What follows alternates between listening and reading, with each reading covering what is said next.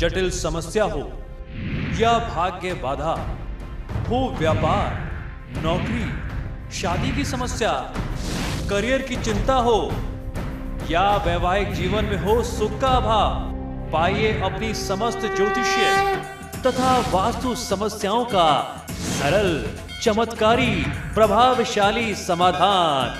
एक जाना माना और विश्वसनीय नाम, आचार्य पंडित श्री वैभवनाथ शर्मा जी, काशी के 400 वर्ष पुराने प्रतिष्ठित और अंतरराष्ट्रीय ख्याति प्राप्त राज ज्योतिषी परिवार की 8वीं पीढ़ी के ज्योतिषी और वास्तु शास्त्री आचार्य पंडित श्री वैभवनाथ शर्मा जी के द्वारा व्यक्तिगत या फिर फोन पर अपॉइंटमेंट लेने के लिए कॉल करें 9818-300-146, 9990-724-131 या फिर ईमेल करें sharma.vaibhav@gmail.com पर।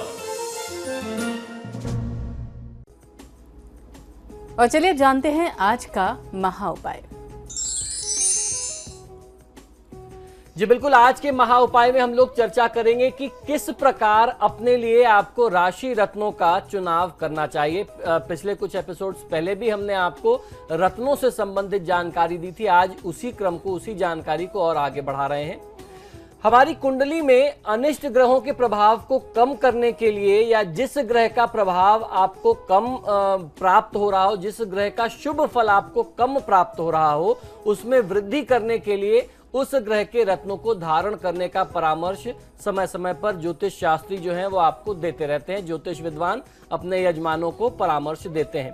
एक साथ कौन कौन से रत्न धारण करना चाहिए, इस बारे में ज्योतिषियों की एक राय है। आइए मैं आपको आज उससे अवगत कराता हूं, क्योंकि अभी हाल फिलहाल में मेरे पास कुछ ऐसे लोग आए, कुछ ऐसे लोगों से मेरी बात हुई जिसको जान करके मुझे बड़ा आश्चर्य हुआ। ज्योतिषियों ने लोगों को ऐसे ऐसे रत्न पहना रखे थे जो एक साथ कभी भी धारण नहीं करने चाहिए। उन रत्नों को अगर आपने एक साथ धारण कर लिया तो उस जातक के जीवन में समस्याएं कम होने की जगह, ग्रहों के शुभ फल प्राप्त होने की जगह समस्याएं बढ़ सकती हैं, ग्रहों के नकारात्मक प्रभाव बढ़ सकते हैं। तो आइए जानते हैं कि किस ग्रह के साथ, किस रत्न के साथ आपको कौन से ग्रह का रत्न नहीं धारण करना चाहिए।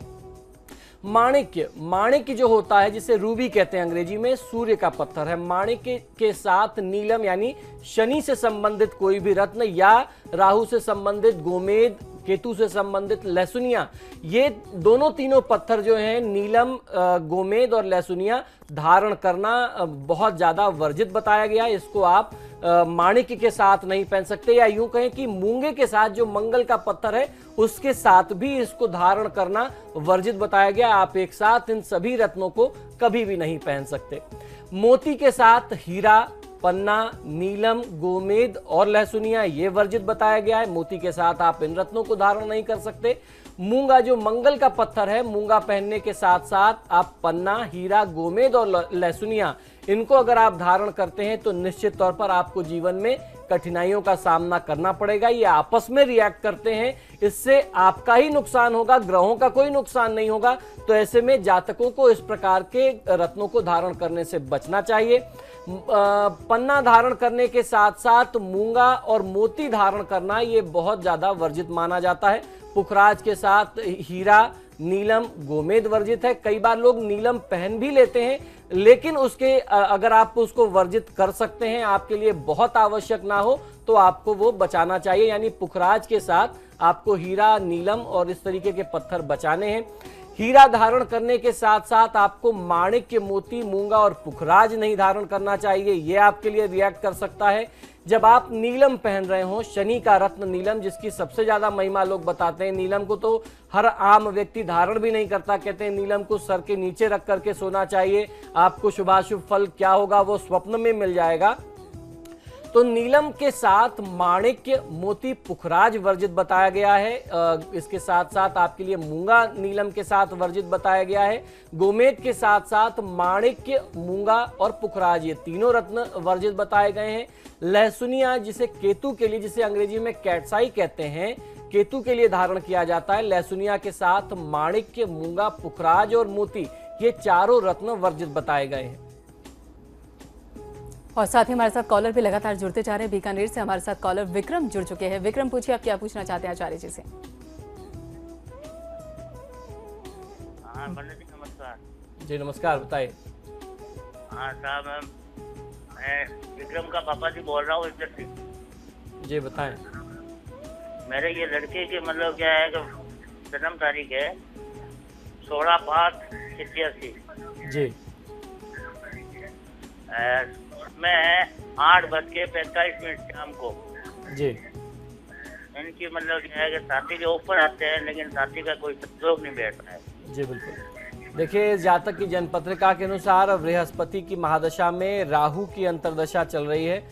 इनके लिए विघ्न की स्थिति तो इस दौरान बनी ही है और 10 अगस्त 2015 से इनके लिए शनि की महादशा आरंभ हो रही है। तो इस दौरान इनके लिए आपको प्रयास करने पड़ेंगे, कुछ उपाय करने पड़ेंगे।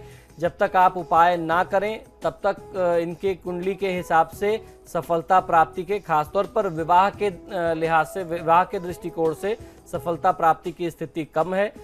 लड़के की कुंडली लग्न से तो नहीं, लेकिन चंद्रमा से मांगलिक भी बनती है।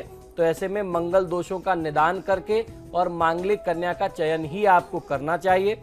इनके लिए समय रहते राहु केतु और शनि के मंत्रों का जाप करा करके, मंगल के मंत्रों का जाप करा करके, इन 4 ग्रहों की शांति करा करके आप प्रयास करें तो आपको सफलता अवश्य मिल जाएगी। हरिद्वार से गोदावरी हमारी कॉलर हमारे साथ जुड़ चुकी हैं। गोदावरी, पूछिए क्या प्रश्न पूछना चाहती हैं आप आचार्य जी से। जी गुरुजी नमस्कार। जी नमस्कार, बताइए। जी मेरी डेट ऑफ बर्थ 21 सितंबर 1991 जी और समय है दिन के 2:30 बजे। जी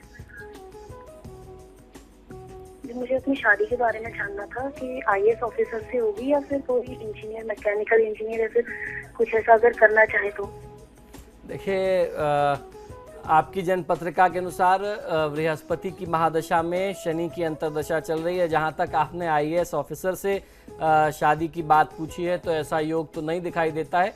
हाँ, कोई इंजीनियर जैसा व्यक्ति और खासतौर पर सॉफ्टवेयर इंजीनियर जैसा व्यक्ति आपको निश्चित तौर पर प्राप्त हो सकता है। ऐसे योग आपकी कुंडली में बनते हैं। तो आपके सितारे में आज के लिए बस इतना ही। पंडित जी, आप स्टूडियो में आए उसके लिए बहुत बहुत शुक्रिया। जी धन्यवाद। और खबरों के लिए आप देखते रहिए समाचार प्लस।